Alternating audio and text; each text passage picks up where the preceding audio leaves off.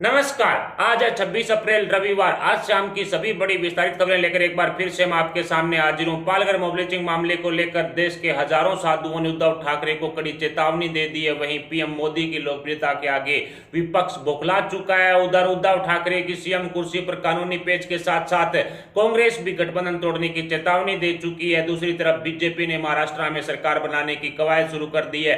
क्या है पूरा मामला जानेंगे इसे की वीडियो के अंदर, लेकिन वीडियो शुरू करने से पहले मेरी आपसे रिक्वेस्ट है, इस वीडियो को अभी से लाइक करके हमारे चैनल को सब्सक्राइब जरूर करें। सब्सक्राइब के पास वाला बेल आइकन भी दबा दें। आपके द्वारा इस वीडियो किया गया एक लाइक हमारे लिए बहुत महत्वपूर्ण है, इसलिए दोस्तों कंजूसी ना करें, वीडियो को अभी से लाइक है वो जरूर कर दें। शुरुआत करते हैं आज के कोरोना वायरस आंकड़ों को लेकर। जी हां दोस्तों, हिंदुस्तान में अब तक 26,496 टोटल कोरोना वायरस के पॉजिटिव केस आए हैं। उनमें से 5,804 लोग ठीक हो चुके हैं और इनमें से 824 लोगों की डेथ हो चुकी है कोरोना वायरस के कारण। और इसी वैश्विक महामारी को देखते हुए हिंदुस्तान में लॉकडाउन जारी है 3 मई तक। अगली बड़ी खबर की तरफ बढ़े तो यूपी के सीएम योगी आदित्यनाथ ने यूपी के सुल्तानपुर में 16 जमातियों को 14 दिन की न्यायिक हिरासत में भेजा है। जी हां दोस्तों, जिस तरह से यूपी के सीएम योगी आदित्यनाथ ने बड़े एक्शन जमातियों को लेकर के लिए हैं, चाहे वो विदेशी हों चाहे वो हिंदुस्तान के हों। अभी फिलहाल 9 सूडानी और 7 भारतीय जो जमाती हैं उनको जेल में डाल दिया गया है। अस्थायी जेल में इनको हिरासत में भेज दिया गया है। जो विदेशी जो जमाती हैं उनको तो वीजा उल्लंघन नियम के अनुसार, भारतीय वीजा उल्लंघन नियम के अनुसार इनको जेल में भेजा गया है। और जो हिंदुस्तान के 7 जमाती हैं उनको इन विदेशियों की हेल्प करने के मामले में जेल में डाल दिया गया है। यानी कि जमातियों की अब वैसे भी खैर नहीं है। यूपी के सीएम योगी आदित्यनाथ ने जिस तरह से पहले ही ऐलान कर दिया था कि प्रशासन के साथ लुका छिपी खेलने वाले जमाती बाहर निकल आए वरना उन पर रासुका भी लगाई जाएगी। इसके अलावा अन्य कई धाराओं में मुकदमा दर्ज होगा। और अब जो प्रशासन के साथ लुका छिपी खेल रहे थे जमाती, उनको पकड़ पकड़ कर जेल में डाला जा रहा है। उनका क्वारंटाइन समय पूरा होने के बाद उनको जेल में डाला जा रहा है। जो इससे संक्रमित हैं उनको निश्चित है कि ट्रीटमेंट के लिए भेजा जा रहा है। और यहाँ सुल्तानपुर के अंदर भी 17 जमाती पकड़े थे, उसमें से एक कोरोना वायरस का पॉजिटिव था जिसका हॉस्पिटल में ट्रीटमेंट जारी है। अगली बड़ी खबर की तरफ बढ़े तो तबलीगी जमात के मुखिया मौलाना साद पर दिल्ली पुलिस, सीबीआई, ईडी सभी सुरक्षा एजेंसियों ने बड़ा शिकंजा कस लिया है। जिस तरह से ईडी ने बड़ा खुलासा किया था, इसके इंटरनेशनल नेटवर्क के जरिए जो फंडिंग होती थी उससे मौलाना साद ने 2000 करोड़ रुपए की काली कमाई की थी। फिलहाल मौलाना साद अपने बिल में छुपकर कभी ऑडियो टेप भेज रहा है, कभी दिल्ली पुलिस को लेटर लिख रहा है कि उस पर कौन कौन सी धाराएं लगाई गई है ये बताइए। कभी वो अपने वकील के जरिए मैसेज भेजता है कि उसका क्वारंटाइन समय पूरा हो चुका है और उसने अपनी जांच भी करा ली है कोरोना वायरस को लेकर के जो नेगेटिव आई है। यानी कि अब बिल में छुपकर जिस तरह से ऑडियो टेप भेज रहा था उसको अब ट्रेस करने के लिए दिल्ली पुलिस ने मौलाना साद के 11 अकाउंट को एक तरह से ट्रेस किया है। इसके अलावा 16 ऐसे मोबाइल नंबर हैं जो मौलाना साद के काफी नजदीकी हैं, उसको ट्रेस किया जा रहा है। और इसके साथ साथ इसके फार्म हाउस, जो जिस तरह से यूपी के अंदर जो फार्म हाउस था उस पर भी छापेमारी जिस तरह से क्राइम ब्रांच द्वारा की गई है। कुल मिलाकर के अब Delhi police, crime branch, ED, CBI सभी सुरक्षा एजेंसियों ने पूरी तरह से मौलाना साद पर शिकंजा कस लिया है। जैसे ही मौलाना साद गिरफ्त में आता है तो उसका पूरा का पूरा काला चिट्ठा खोलकर उसके सामने रख दिया जाएगा। मौलाना साद सहित अब तबलीगी जमात की भी खैर नहीं है। जिस तरह से अवैध रूप से निर्माण तबलीगी जमात का हुआ है, 7 मंजिला इमारत वहां पर बनाई गई है, 2 मंजिला इमारत की परमिशन वहां पर मिलती है। ऐसे में बुलडोजर इमारत पर बुलडोजर चलाने की जो तैयारी भी प्रशासन कर रहा है। एक तरह से मौलाना साद पर पूरी तरह से शिकंजा दिल्ली पुलिस द्वारा कस लिया गया है। अगली बड़ी खबर की तरफ बढ़े तो पश्चिमी बंगाल की मुख्यमंत्री ममता बनर्जी ने जिस तरह से लॉकडाउन को खेल समझा, जो इस कोरोना वायरस पॉजिटिव के जो आंकड़े थे वो भी छुपा रही थी ममता बनर्जी। इसके अलावा जो पश्चिमी बंगाल के अंदर जो ये जमात हैं इनको भी खुली छूट दी हुई है। इसके अलावा कई तरह की भीड़ वहां पर देखने को मिली थी। इसके अलावा मस्जिदों में नमाज पढ़ने की खुली छूट पश्चिमी बंगाल में दे रखी है। ऐसे में कहा जा सकता है कि इस कोरोना वायरस जैसी वैश्विक महामारी के दौरान ममता बनर्जी लॉकडाउन को खेल समझ रही थी, जिसके बाद केंद्र सरकार ने बड़ा एक्शन लेते हुए केंद्र की तरफ से एक टीम पश्चिमी बंगाल में भेजी और जैसे ये टीम पश्चिमी बंगाल में पहुंची और इन्होंने आंकड़े खंगोलने शुरू किए तो तुरंत प्रभाव से पश्चिमी बंगाल की मुख्यमंत्री ममता बनर्जी ने तुरंत प्रभाव से उस आंकड़े को 3 गुना कर दिया। यानी कि यदि वहां पर 100 लोग संक्रमित थे पहले आंकड़े के अनुसार, ममता बनर्जी के आंकड़े के अनुसार, तो तुरंत प्रभाव से उसे 300 कर दिया गया। अगर मौत का आंकड़ा 10 था तो उसको 30 कर दिया गया।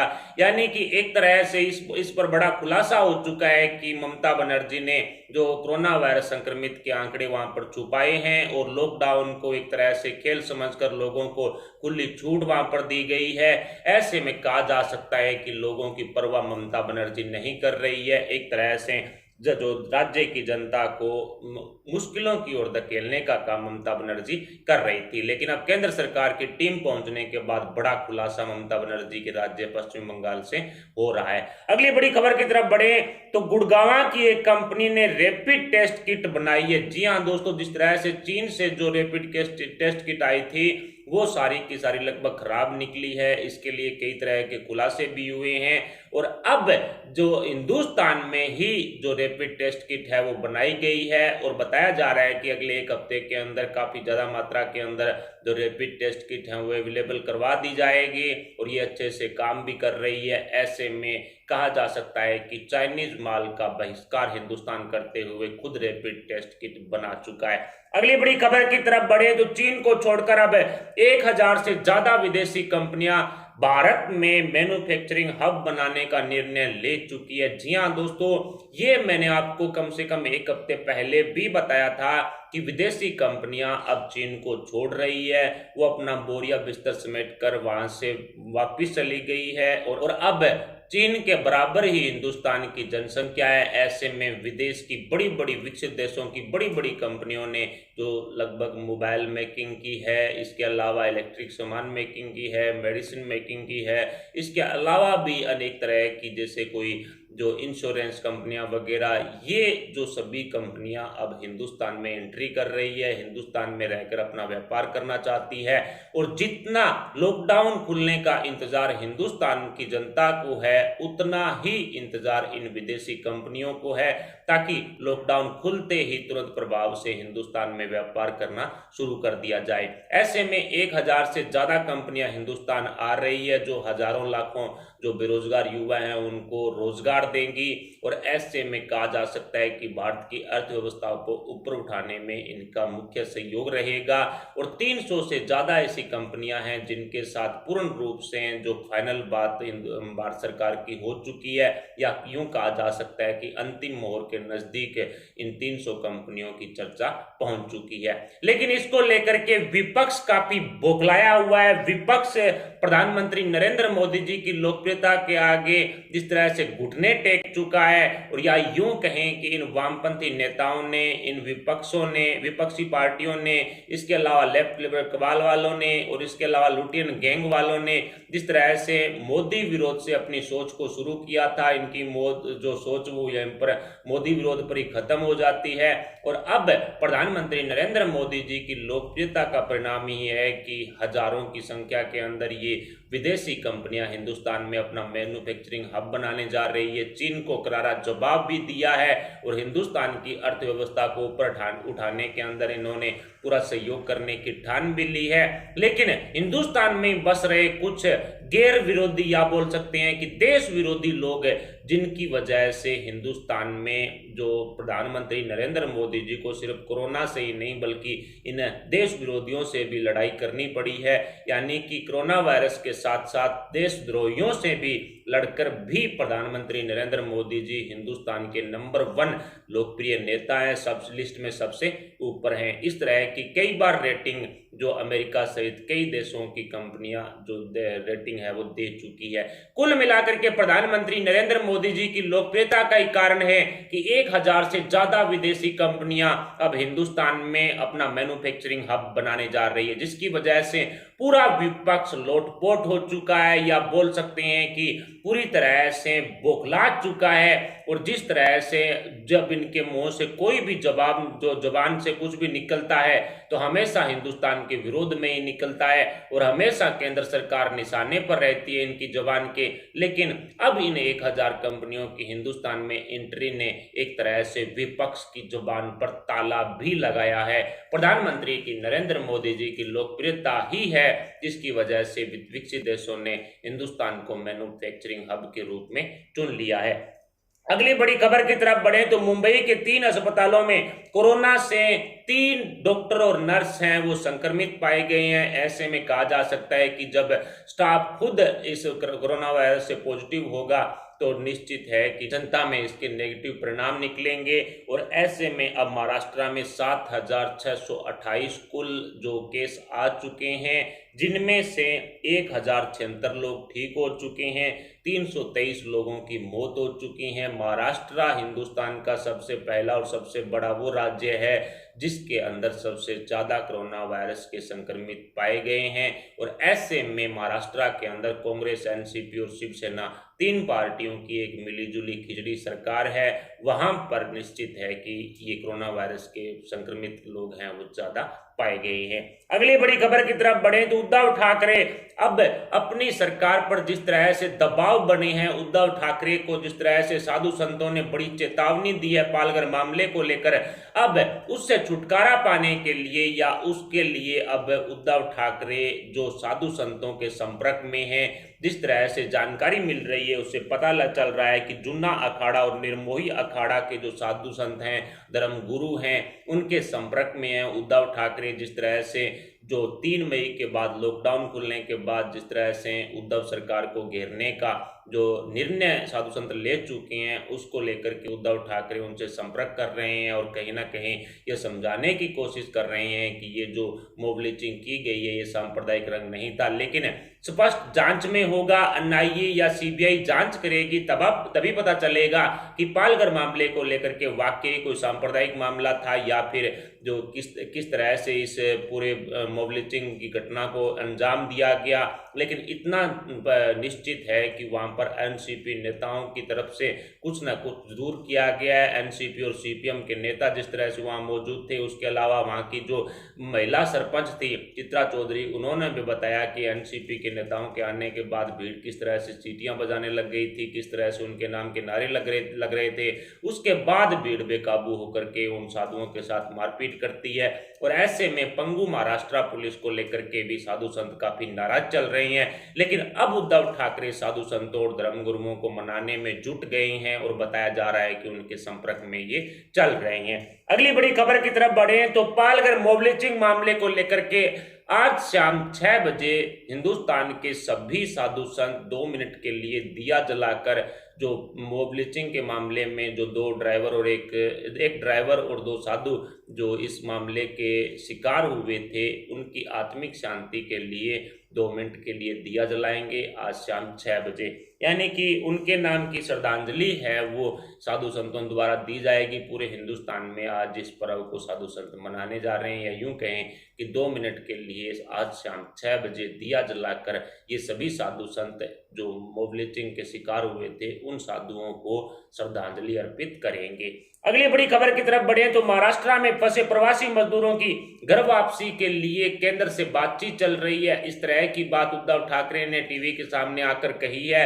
19 अप्रैल को उद्धव ठाकरे की तरफ से दावा किया गया था कि 90 से 95% लोगों को महाविकास आघाड़ी की सत्ता जो प्रवासी मजदूर हैं या गरीब परिवार हैं उनको खाना खिला रही है।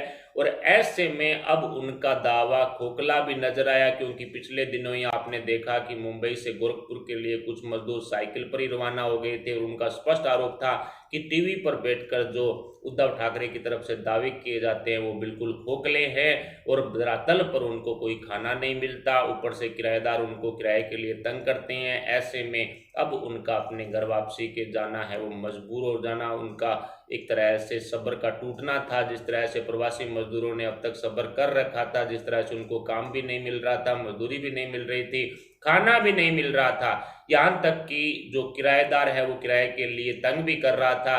ऐसे में उद्धव ठाकरे ने खाना देने का दावा तो किया, लेकिन उस दावे को एक तरह से खोखला साबित कर दिया है इन प्रवासी मजदूरों ने।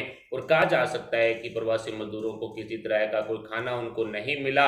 और अब इन प्रवासी मजदूरों को घर वापसी के लिए उद्धव ठाकरे ने टीवी पर आकर के ऐलान किया है कि बसों की व्यवस्था करने के लिए केंद्र सरकार से बातचीत चल रही है, आप अभी शांत रहिए, हम भीड़ नहीं देखना चाहते, इसलिए ट्रेन वगैरह की व्यवस्था तो नहीं हो सकती, लेकिन बसों की व्यवस्था करने के लिए केंद्र सरकार से बातचीत चल रही है, जैसे ही फाइनल होगी आपको सूचना दे दी जाएगी। इस तरह की बात उद्धव ठाकरे ने टीवी के सामने आकर जरूर कही है। अगली बड़ी खबर की तरफ बढ़े तो उद्धव ठाकरे की कश्ती महाविकास अघाड़ी की सत्ता में पार्टनर उन्हीं की कांग्रेस डुबोने जा रही है। जी हां दोस्तों, कांग्रेस ने अब उद्धव ठाकरे की सीएम कुर्सी को लेकर के संकट की तलवार लटका दी है। जिस तरह से मंत्रिमंडल बंटवारे को लेकर के कांग्रेस, एनसीपी और शिवसेना में हमेशा से तनातनी रही है, इस तरह से मलाईदार मंत्रालय कांग्रेस को नहीं मिले थे। अब कांग्रेस महाविकास अघाड़ी की सत्ता में उद्धव ठाकरे के 6 महीने पूरे होने के बाद जब दोबारा शपथ ग्रहण होगा उद्धव ठाकरे का, तो उसको लेकर के कांग्रेस अब शिवसेना को बड़ा झटका दे सकती है, या यूं कहे कि शरद पवार और उद्धव ठाकरे को सबक सिखाने के लिए कांग्रेस महाविकास अघाड़ी के गठबंधन को तोड़ सकती है। और सूचना ये भी मिल रही है सूत्रों के हवाले से कि या तो कांग्रेस है वो राहुल गांधी की ताजपोशी के लिए ये महाविकास अघाड़ी की सत्ता के गठबंधन को तोड़ देगी, और यदि नहीं भी तोड़ती है तो निश्चित है मंत्रिमंडल बंटवारे को लेकर के दोबारा घमासान मचेगा महाविकास अघाड़ी की सत्ता में, और मलाईदार मंत्रालयों को लेकर के कांग्रेस अड़ी रहेगी। ऐसे में यदि एनसीपी शिवसेना मलाईदार मंत्रालय कांग्रेस को देती है तो उद्धव ठाकरे की सरकार दोबारा बनेगी, वरना निश्चित है कि उद्धव ठाकरे की जो सरकार, या बोल सकते हैं कि महाविकास अघाड़ी की सत्ता अल्पमत में चली जाएगी, क्योंकि कांग्रेस अपने कदम है वो पीछे की ओर बढ़ा लेगी। दूसरी तरफ बीजेपी ने भी महाविकास अघाड़ी की सत्ता में सेंध लगाकर सरकार बनाने की कवायद है वो शुरू कर रखी है। जिस तरह से कई दिनों से खबर आ रही है कि जो एनसीपी के डिप्टी सीएम है अजित पवार, उनके भी बागी रुख देखे गए हैं। इसके अलावा जो शिवसेना के विधायकों में भी बागी रुख देखे गए हैं। और अब जब उद्धव ठाकरे को एमएलसी की सदस्यता नहीं मिलती है और उद्धव ठाकरे को इस्तीफा देना पड़ता है, तो उसके बाद बीजेपी के पास पूरा मौका होगा सरकार बनाने का। और ऐसे में यदि कांग्रेस के साथ तनातनी होती है इस एनसीपी और शिवसेना की, तो निश्चित है बीजेपी आसानी से महाराष्ट्र में सरकार बना सकती है। और बीजेपी ने सरकार बनाने के लिए पूरी तैयारियां करना शुरू कर दिया है। अब देखना ये होगा कि उद्धव ठाकरे को एमएलसी की सदस्यता राज्यपाल भगत सिंह कोश्यारी दे देते हैं, या फिर उद्धव ठाकरे को अपने पद से इस्तीफा देना पड़ेगा। यदि उद्धव ठाकरे को निश्चित एमएलसी की सदस्यता मिल जाती है तो कांग्रेस और जो बीजेपी के सपने हैं वो अधूरे रहेंगे। और ऐसे में यदि उद्धव ठाकरे को एमएलसी की सदस्यता नहीं मिलती है तो बीजेपी भी सरकार बनाने की कोशिश करेगी और कांग्रेस भी मलाईदार मंत्रालय लेने के लिए कई तरह के दबाव एनसीपी और शिवसेना पर बनाएगी। ऐसे में कहा जा सकता है कि महाविकास अघाड़ी की सत्ता में उद्धव ठाकरे की सीएम कुर्सी पर संकट के बादल अभी भी छाए हुए हैं। राज्यपाल भगत सिंह कोश्यारी के विवेक पर डिपेंड करता है कि वो उद्धव ठाकरे की सीएम कुर्सी को बचाए रखेंगे या फिर उद्धव ठाकरे को इस्तीफा देना ही पड़ेगा। लेकिन खबर ये आ रही है कि उद्धव ठाकरे को इस्तीफा देना ही पड़ेगा, क्योंकि राज्यपाल भगत सिंह कोश्यारी राज्यपाल कोटे से एमएलसी की सदस्यता उद्धव ठाकरे को कानूनी पेच फंसने के कारण नहीं दे सकते हैं। ऐसे में स्पष्ट है कि उद्धव ठाकरे की सीएम कुर्सी पर अभी भी संकट के बादल छाए हुए हैं। फिलहाल इन सभी खबरों पर आपके क्या विचार है, आप अपने विचार में कमेंट बॉक्स में बता सकते हैं। साथ ही वीडियो को लाइक जरूर कर दीजिएगा। अभी के लिए इतना ही, मिलते हैं अगले वीडियो अगले अपडेट के साथ। तब तक के लिए जय हिंद, जय भारत।